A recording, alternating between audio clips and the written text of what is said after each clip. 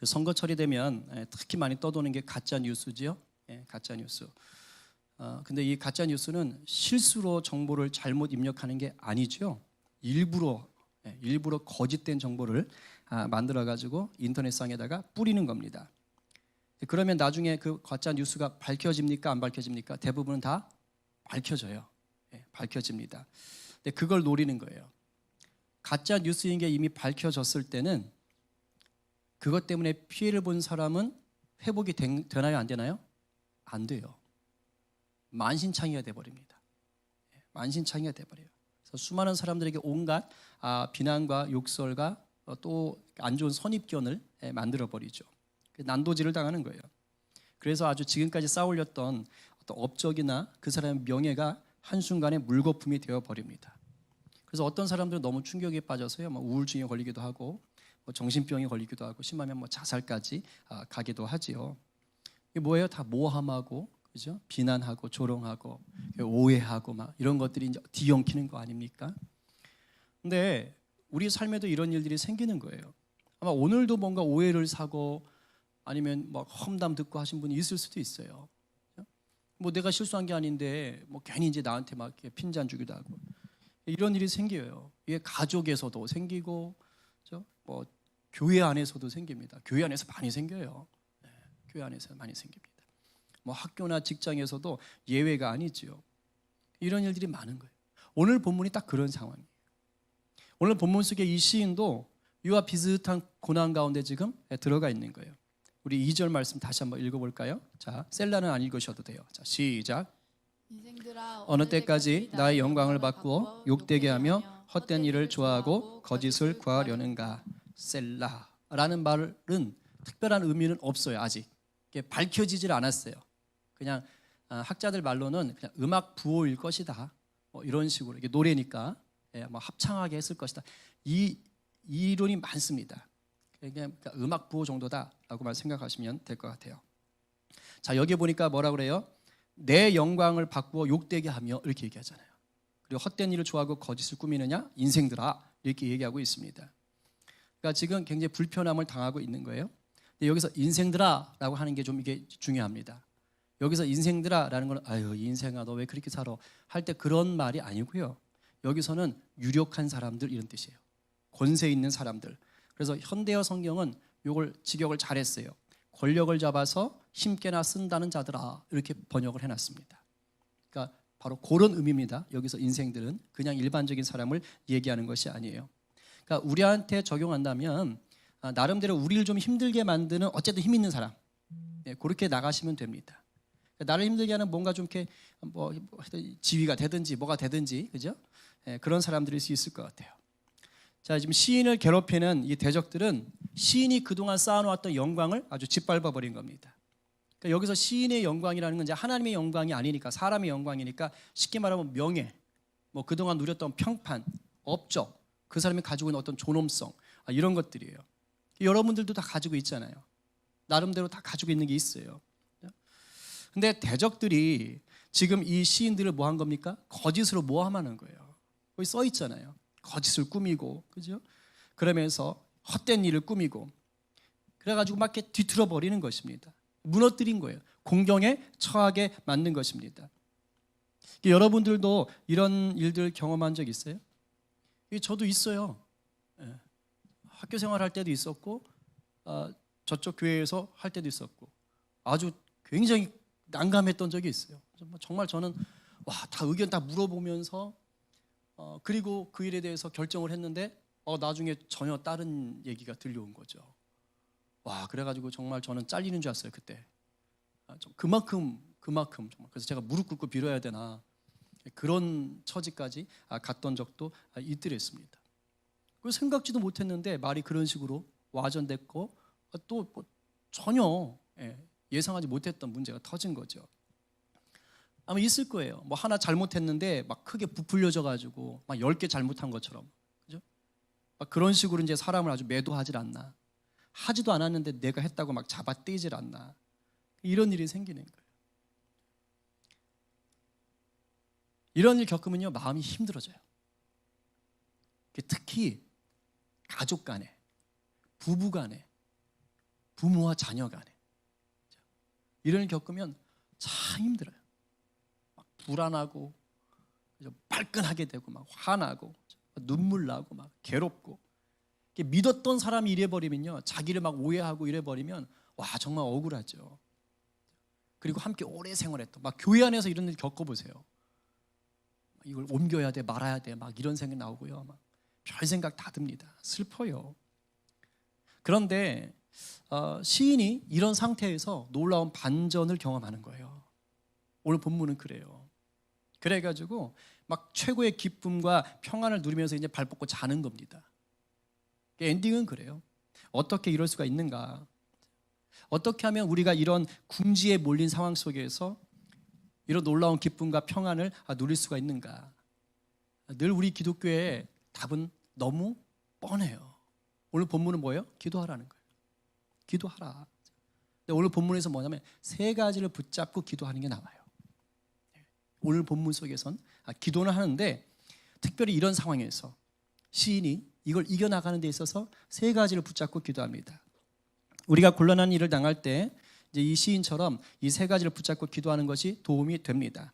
그래서 우리가 어려움 당할 때 붙잡고 기도해야 될 세 가지가 무언가를 좀 한번 살펴보면서 은혜를 나누겠습니다.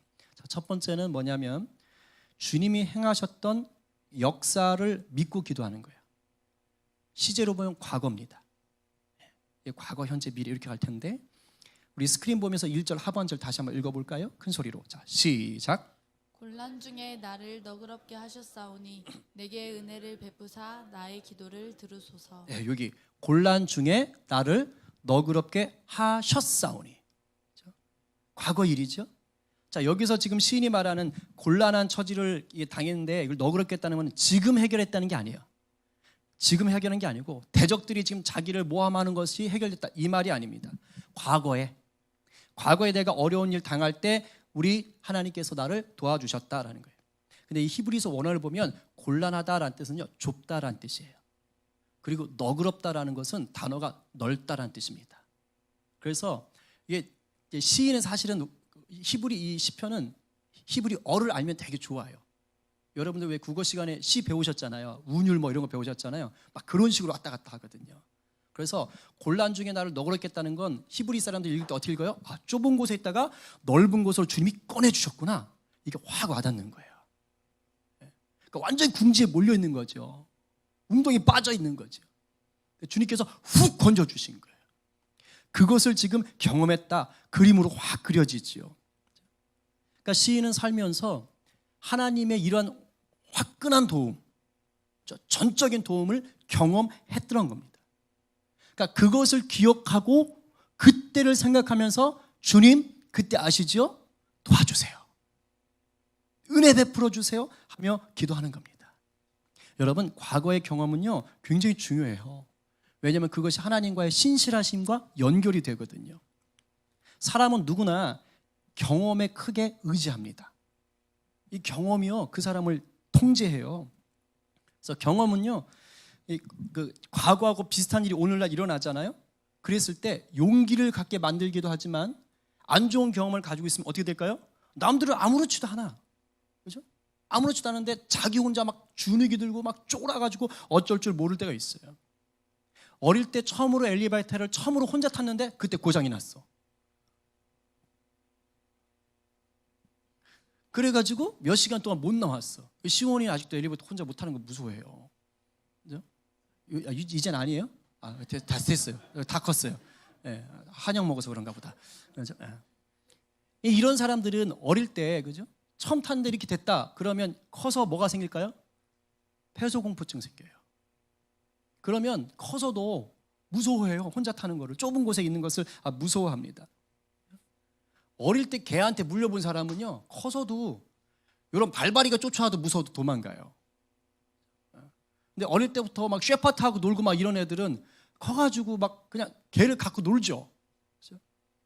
어릴 때 경험이 굉장히 중요한 겁니다. 얼마 전에 제가 어느 집사님하고 얘기를 나누다가 아마 그때 뭐 식사를 했었던지 모르겠는데 TV를 봤는데 백종원 씨가 나온 거예요. 근데 혼잣말 보세요. 야, 백종원 씨는 어쩜 저렇게 수많은 요리를 다 잘하지? 못하는 요리가 있을까? 어쩜 저렇게 잘할까? 근데 이제 그 집사님이 아마 그런 것에 대해서 얘기를 들었던 것 같아요. 그 백종원 씨가 TV 프로에서 그런 얘기를 했던 것 같아요. 근데 자기 어릴 때 꽤 부자였대요. 그래서 외식을 그렇게 많이 했다네요. 외식 많이 한 얼굴이잖아요. 그래서 맛있는 맛집을 이곳저곳 많이 다녔대요. 어릴 때부터. 그게 자기가 요리를 잘하는데 굉장히 좋은 밑거름이 됐다. 그렇잖아요. 왜 다양한 요리를 맛있게 먹어봤으니까 미각이 있는 거잖아요. 미각이. 그 경험이 있었던 거예요.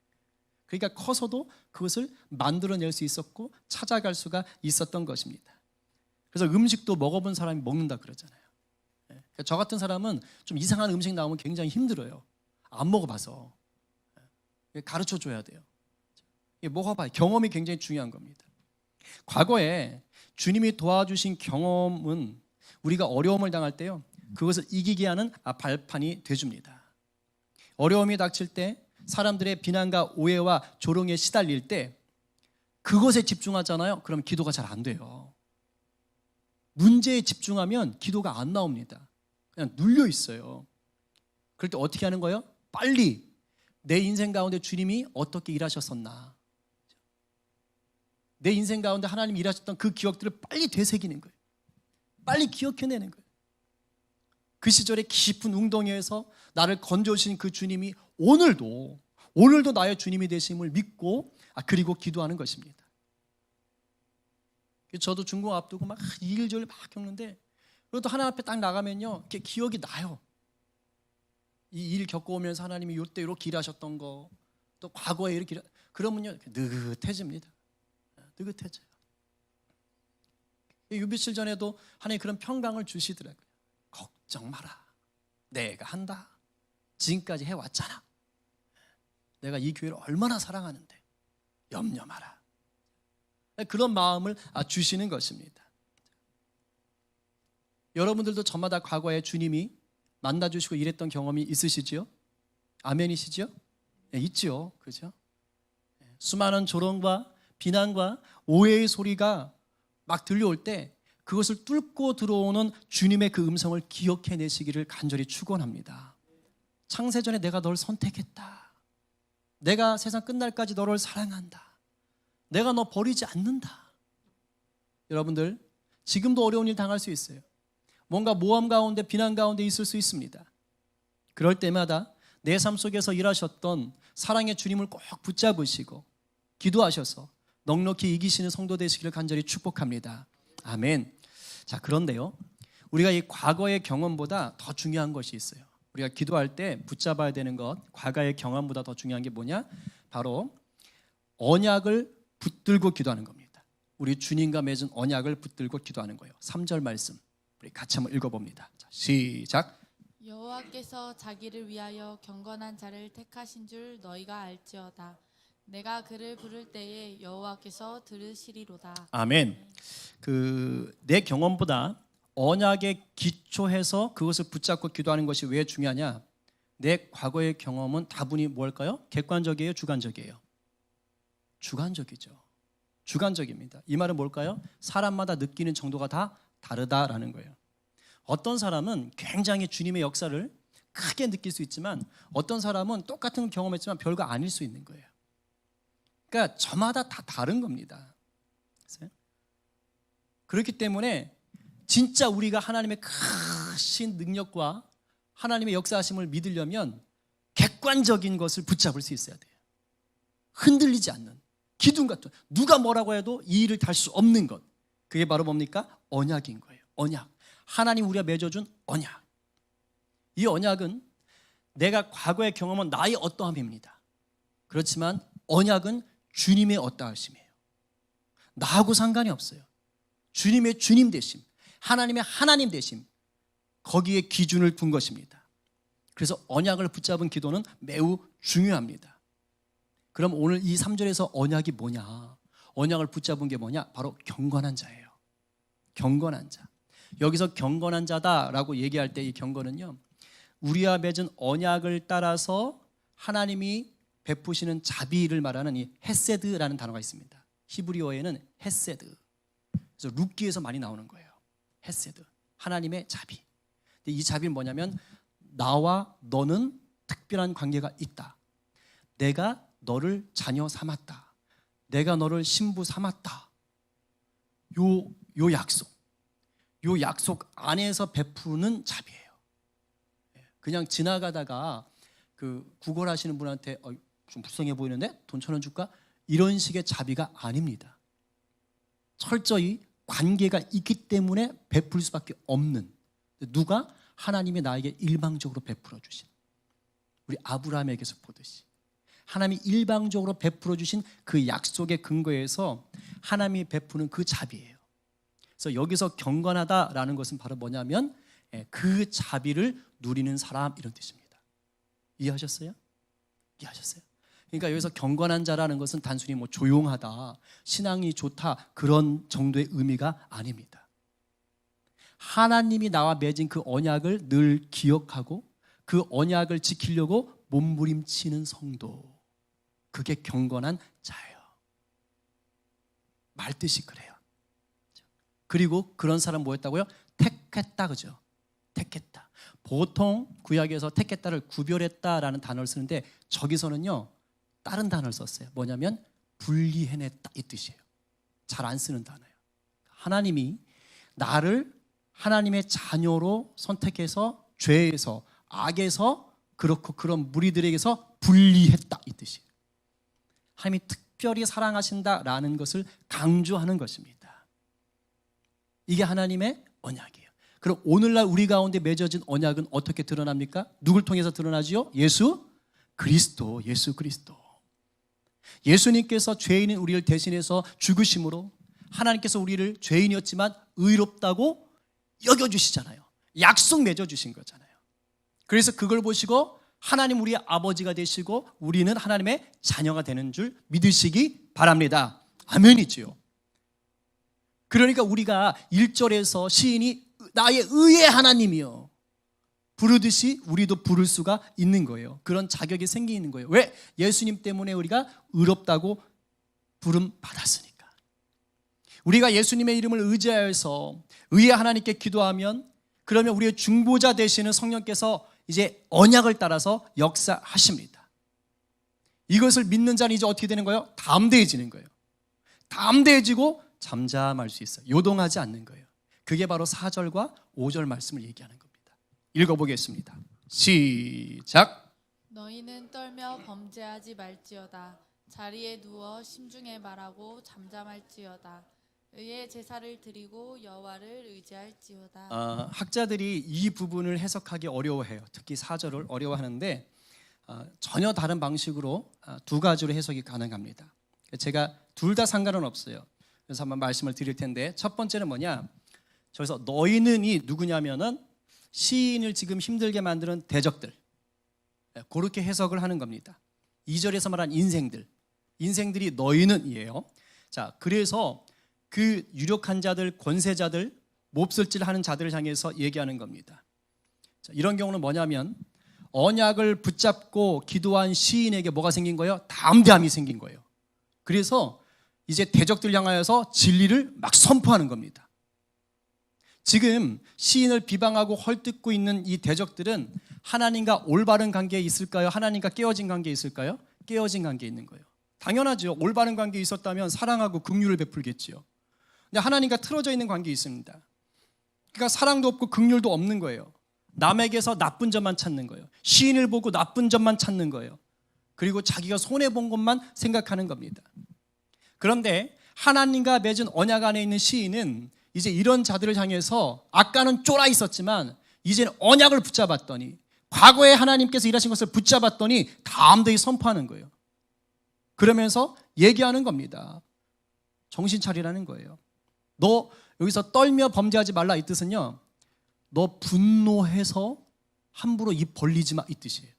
너 화난다고 나한테 지금 입 벌리지 마, 이래요. 함부로 입 놀리지 마, 조용히 해.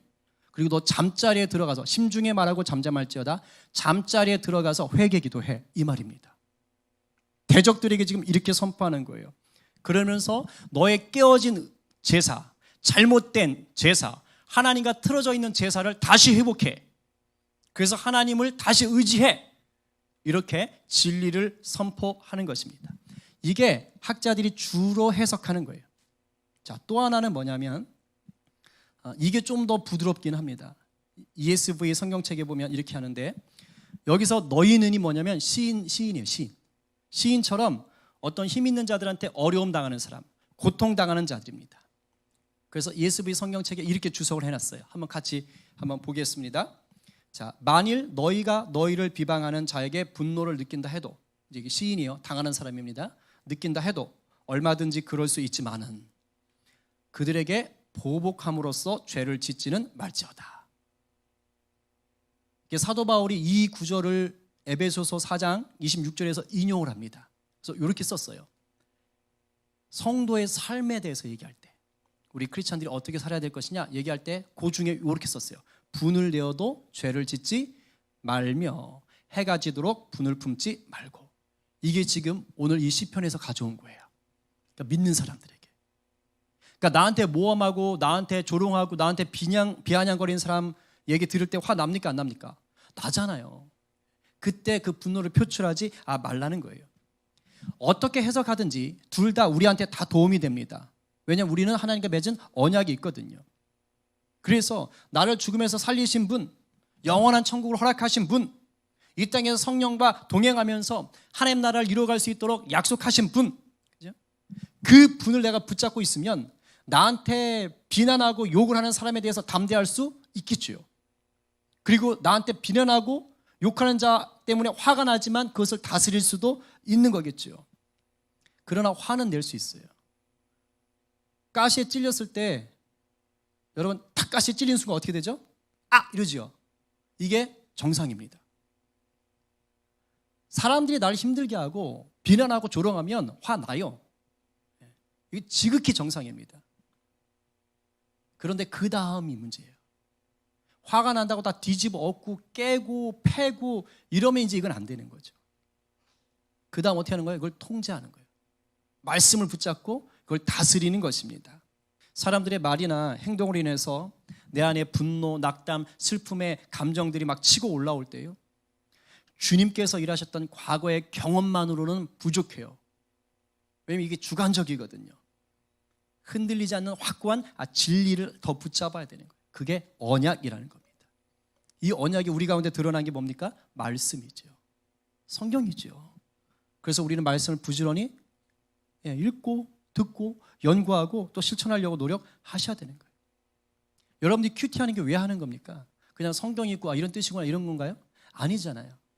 큐티하고 나서 뭐 하는 거죠? 그 말씀에서 얘기하는 것을 내가 오늘 적용해야지. 적용해야지. 그거 생각하는 거죠.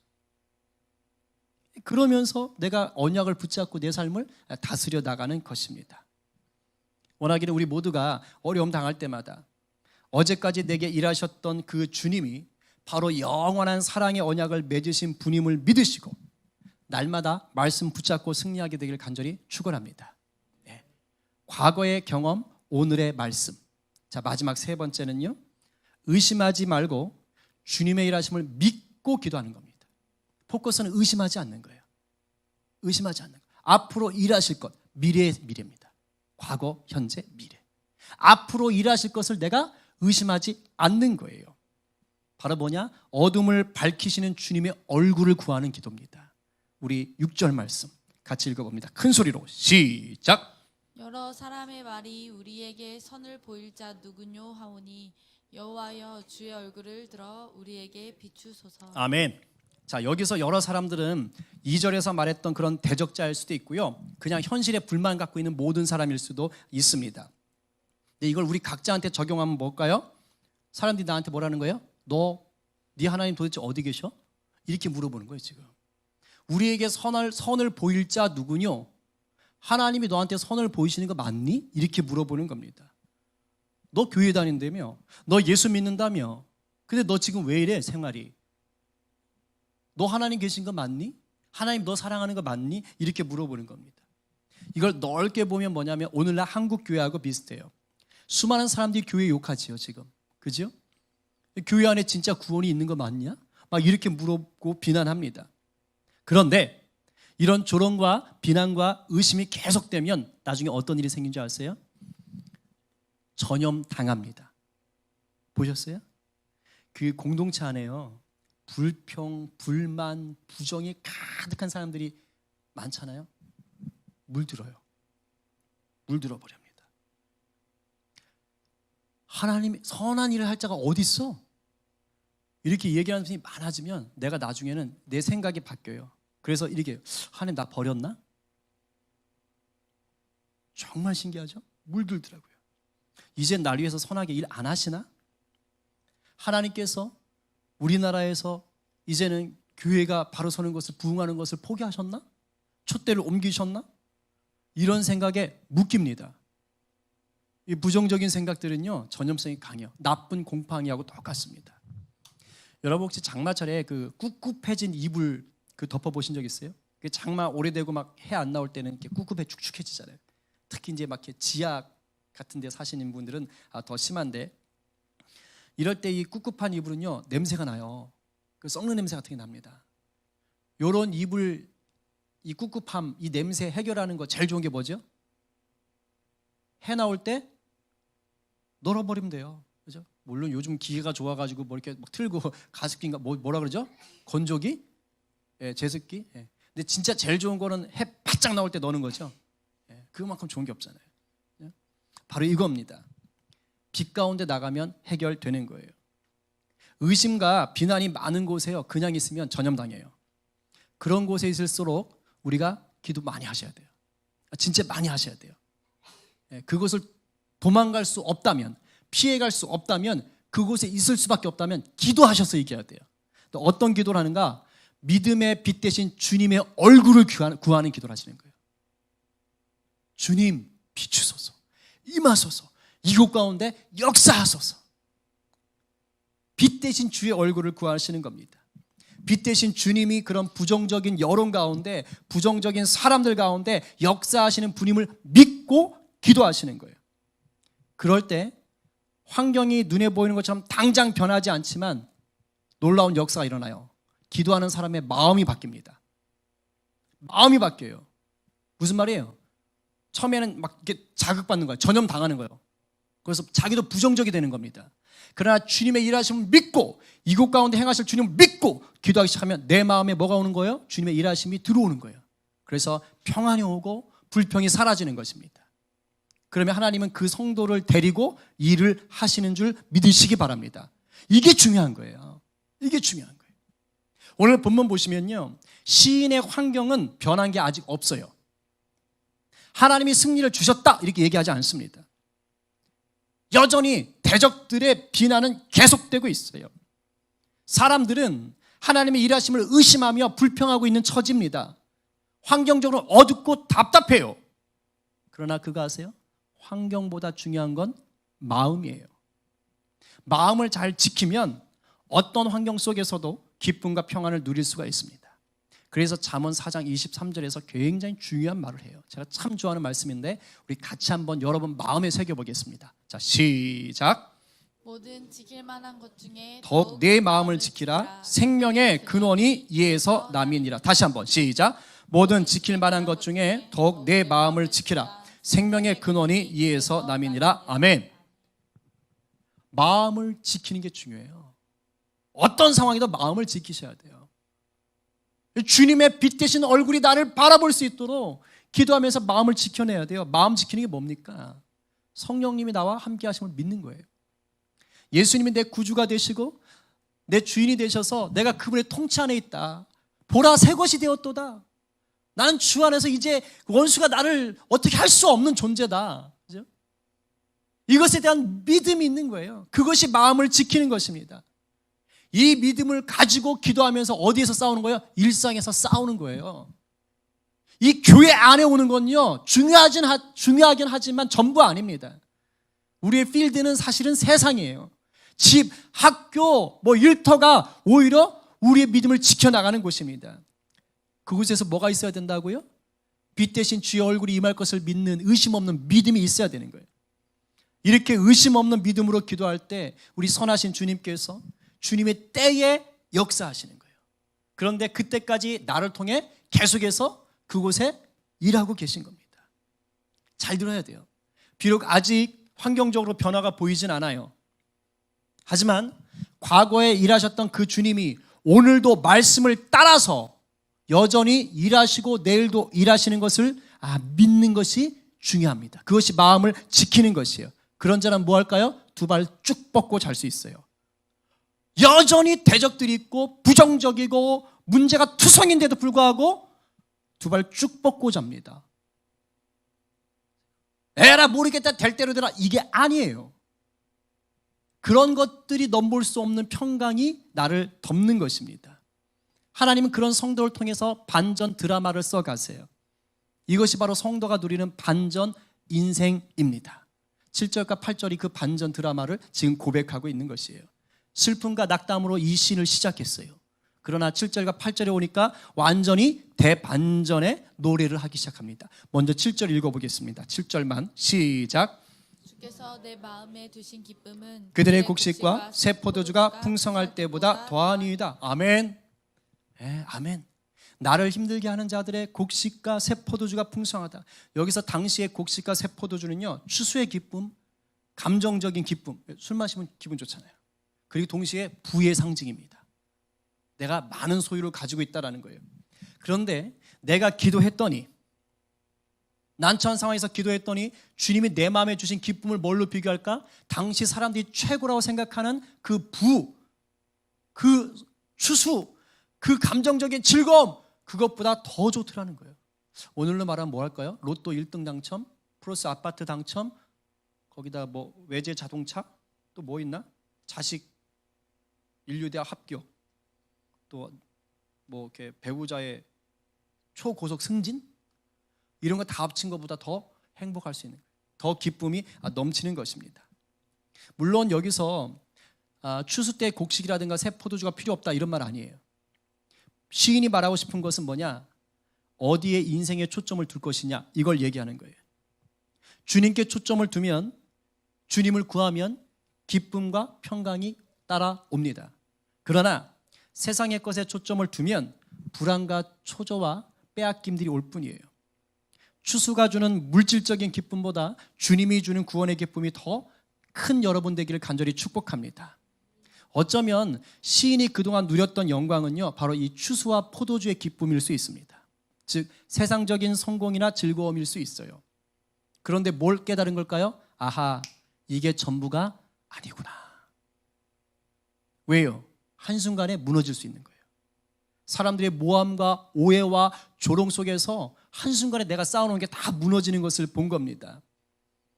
그때 깨달았어요.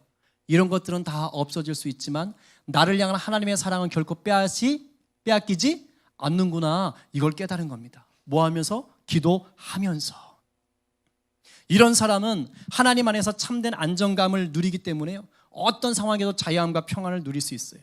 제가 그 생각했어요. 이 시인은 한동안 불면증에 걸렸을 것이다.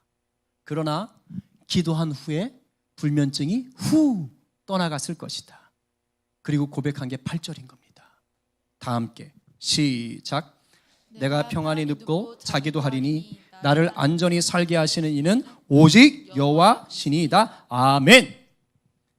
내 삶 속에 역사하셨던 주님을 기억하고 말씀 안에서 또다시 새롭게 일하실 주님의 은혜를 기대하며 기도할 때 바로 이 복이 우리 가운데 임할 줄로 믿습니다.